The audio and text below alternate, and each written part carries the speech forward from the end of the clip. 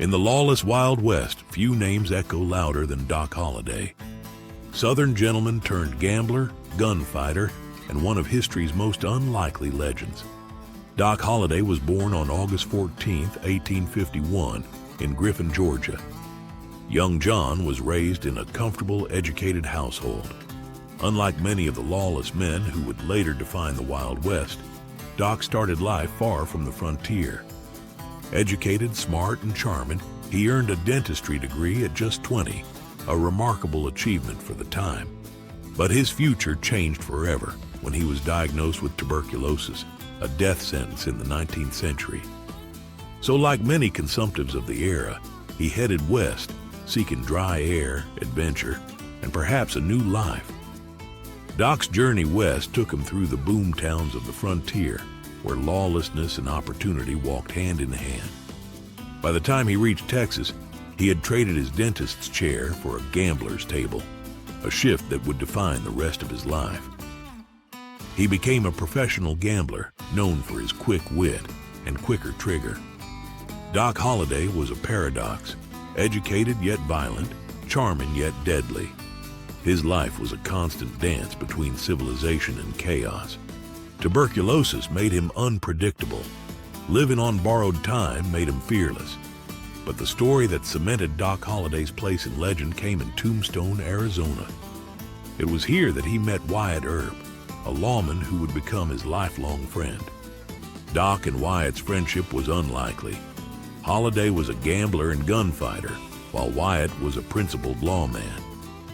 Yet their bond was forged in mutual respect and shared danger.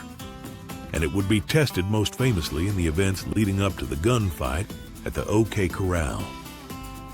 The date was October 26, 1881. Tensions between the Earp brothers and the outlaw cowboys had reached a breaking point. Doc Holliday, already weakened by tuberculosis, stood alongside Wyatt and his brothers in a confrontation that would become one of the most famous gunfights in American history. In just 30 seconds, more than 30 shots were fired.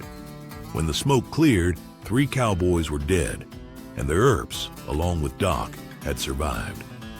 Holliday, though gravely ill, had proven himself deadly in a firefight. His calm under fire became legendary.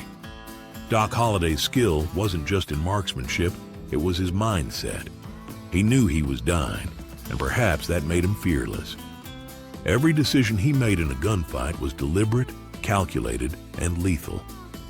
After Tombstone, Doc's life became a series of wanderings. He continued gambling, dueling, and occasionally assisting Wyatt Earp in law enforcement. His health declined, tuberculosis slowly consuming him, yet he never truly gave up the frontier life. On November 8, 1887, at just 36 years old, Doc Holliday died in Glenwood Springs, Colorado.